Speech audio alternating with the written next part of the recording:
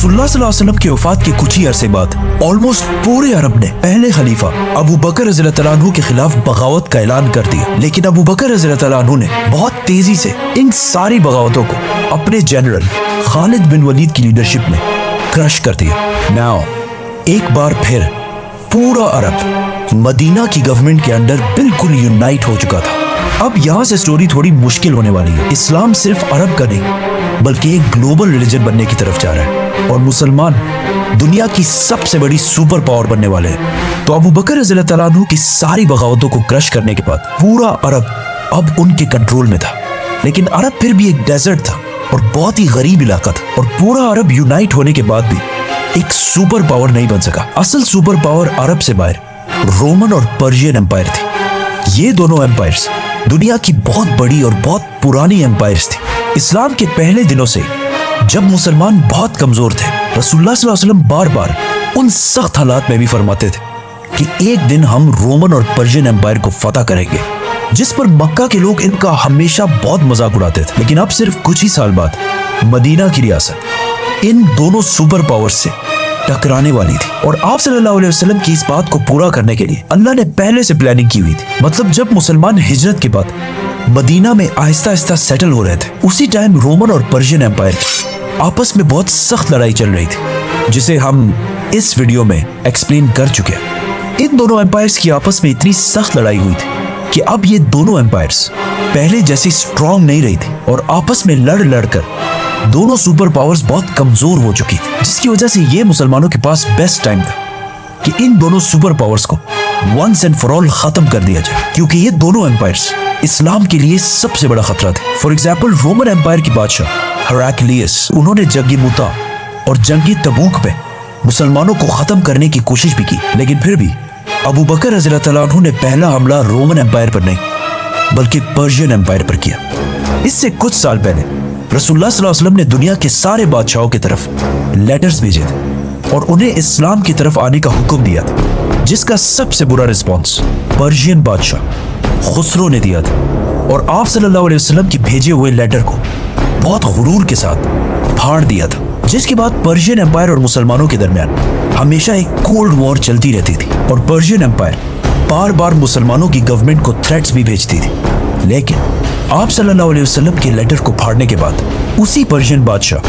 खुसरो के बेटे ने उसे कत्ल करके खुद पूरे ईरान का बादशाह बन गया। लेकिन कुछ ही अरसे बाद उस बेटे के आर्मी चीफ ने उसे तख्त से हटा दिया और खुद बादशाह बन गया। फिर बाकियों ने मिलकर उसे भी तख्त से हटा दिया और एक औरत को मलका बनाया। फिर उसे भी हटा दिया गया और उसकी जगह किसी दूसरे को लाया गया। फिर उसे भी हटा दिया गया। मतलब बिल्कुल थोड़े से अरसे में ईरान के 10 बादशाह बदले गए। इस सब की वजह से ईरान की गवर्नमेंट बाकी दोनों के मुकाबले में बहुत कमजोर हो चुकी थी। जिस तरह अगर आज हमारे मुल्क को देखा जाए तो पिछले कुछ ही सालों में पाकिस्तान में 7-8 प्राइम मिनिस्टर्स को थोड़े थोड़े अरसे के बाद बदला किया है और in the same time India और बांग्लादेश में एक ही लीडर रहा है, जिसकी वजह से पाकिस्तान इन दोनों कंट्रीज से बहुत पीछे रह चुका है। उसी तरह पर्शियन एम्पायर भी अपने लीडर्स के बार बार चेंज होने की वजह से बहुत कमजोर हो चुका था और इस बात का मुसलमानों के लीडर अबू बकर रज़ियल्लाहु तआला अन्हु को बहुत अच्छी तरह पता था। इसीलिए बगैर कोई टाइम वेस्ट किए उन्होंने 2 बड़े फैसले किए कि पर्शियन एम्पायर पर हमला करने वाली फौज में सिर्फ और सिर्फ वो मुसलमान होंगे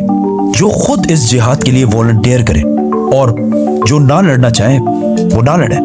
दूसरा फैसला ये कि उन्होंने अपने बेस्ट जनरल खालिद बिन वलीद को लेटर भेजा कि जंगी यमामा में मुसलमा को हराने के बाद वापस मदीना नहीं बल्कि अपनी फौज को लेकर पर्शियन एम्पायर की तरफ जाओ। तो खालिद बिन वलीद 18,000 मुसलमानों को लेकर पर्शियन एम्पायर ईरान की तरफ रवाना हुए। ईरान उस जमाने में बहुत बड़ा था। खालिद बिन वलीद जिस इलाके को फतह करने के लिए गए उसे आज के जमाने में कुवैत कहा जाता है, जहाँ बहुत सारे पर्शियंस और अरबी दोनों आबाद थे। जाने से पहले खालिद बिन वलीद ने पर्शियन जनरल को लेटर लिखा कि या तो इस्लाम कबूल कर लो और या जिजिया देने के लिए तैयार हो जाओ, वरना उसके बाद जो होगा उसके जिम्मेदार तुम खुद होगे, क्योंकि मैं तुम्हारी तरफ ऐसे मर्दों को लेके आ रहा हूँ जो मौत शहादत से इतनी ही मोहब्बत करते हैं जितनी तुम सारे अपनी जिंदगी से करते हो। लेकिन ऑफ कोर्स उन्होंने बात नहीं मानी, जिसके बाद खालिद बिन वलीद ईरान की प्रोविंस कुवैत में दाखिल हुए। कुवैत के गवर्नर ने अपने बादशाह पर्शियन एम्परर से मदद मांगी, लेकिन ईरान के बादशाह ने सोचा कि अरबों की इतनी औकात नहीं है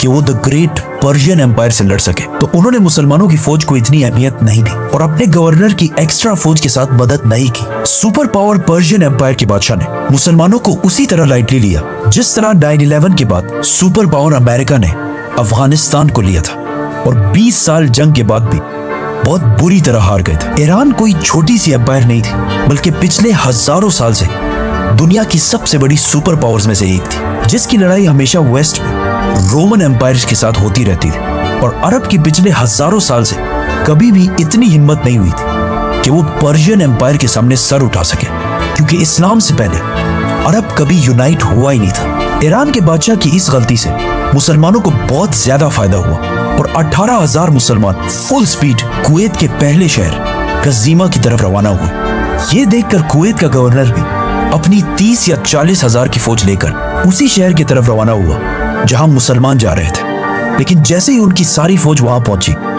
उन्होंने देखा कि मुसलमान इस सिटी नहीं बल्कि एक दूसरी सिटी हुफैर पहुंच चुके हैं। तो कुवैत का गवर्नर भी वापस उसी सिटी की तरफ जाने लगा। जैसे ही उनकी फौज वापस हुफैर पहुंची, खालिद बिन वलीद मुसलमानों को लेकर वापस पहली सिटी कज़ीमा की तरफ चले गए और वहां पहुंचकर सारे आराम करने लगे। तो वो दोबारा अपनी सारी फौज लेकर वापस कज़ीमा की तरफ चला गया। लेकिन जैसे ही उसकी फौज बिल्कुल थक हार कर कज़ीमा पहुंची, उन्होंने देखा कि सामने मुसलमानों की सारी फौज बिल्कुल रेडी उनका इंतजार कर रही है, जिसकी वजह से इस फौज को रेस्ट करने का कोई टाइम नहीं मिला। ये सब खालिद बिन वलीद की जबरदस्त प्लानिंग थी कि पर्शियन फौज को जंग से पहले ही इतना थका दिया जाए